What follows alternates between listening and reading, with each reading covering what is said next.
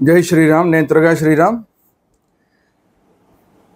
భద్రాద్రి శ్రీరాముల వారి భూముల కబ్జా అనేది ఈ మధ్యకాలంలో చాలా ఆందోళన కలిగిస్తున్న అంశం. దీనికి తోడు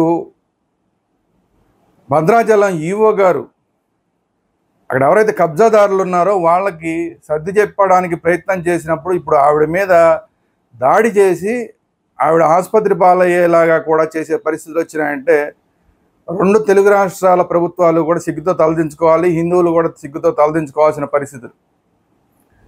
రాముడి భూముల్ని రక్షించే ప్రయత్నం చేసిన ఆవిడ మీద దాడుల. పురుషోత్తపట్నంలో 889 ఎకరాలు రాముడికి చెందిన భూమి కబ్జాకు గురైంది. కబ్జాదారులు ఇది మేము శిస్తు కడుతున్నాం కదా అంటున్నారు.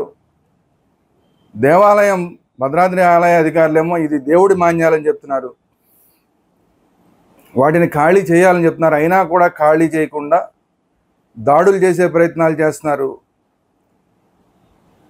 ఇప్పటికే అక్కడ 60 శాశ్వత నిర్మాణాల దాకా నిర్మించారు ఆ కబ్జా భూముల్లో అని చెప్పి వార్తలు వస్తున్నాయి.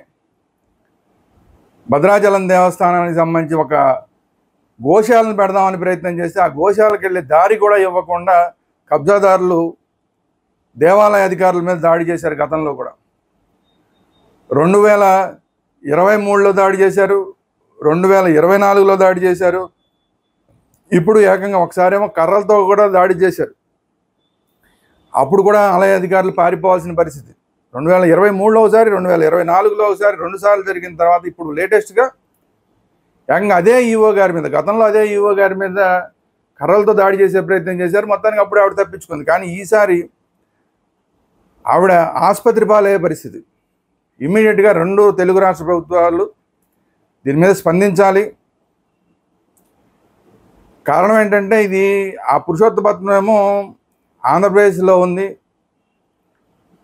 భద్రాచలం ఏమో తెలంగాణలో ఉంది. ఆలయం ఏమో తెలంగాణలో, భూములేమో ఆంధ్రప్రదేశ్లో. అందువల్ల ఈ కబ్జాదారుల మీద చర్యలు తీసుకోవడానికి తెలంగాణ ప్రభుత్వానికి అధికారాలు లేకుండా పోయినాయి.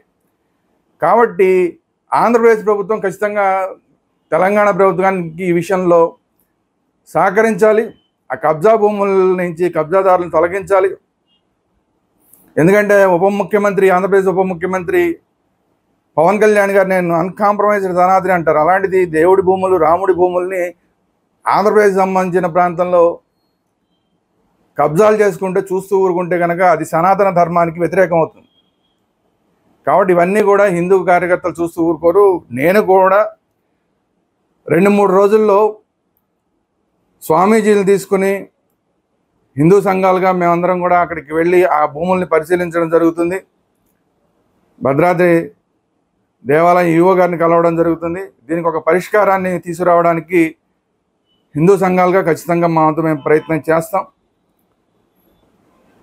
ముఖ్యంగా 2 రాష్ట్ర ప్రభుత్వాలు ఈ విషయాన్ని సీరియస్గా తీసుకొని సమన్వయంతో పనిచేసి దీనికి ఒక పరిష్కారాన్ని తీసుకొచ్చి ఆ కబ్జాదారులందరినీ అక్కడి నుంచి తరిమేయాల్సిన పరిస్థితి ఉంది. ముఖ్యంగా ఇందులో అన్యమతస్తులు కూడా చాలామంది చేరారు ఈ కబ్జాదారులు. అక్కడ ఏకంగా అన్యమత ప్రార్థనా మందిరాలు కూడా కట్టే ప్రయత్నం చేస్తున్నారని వార్తలు వస్తున్నాయి. దీన్ని ఎట్టి పరిస్థితుల్లో సహించేది లేదు.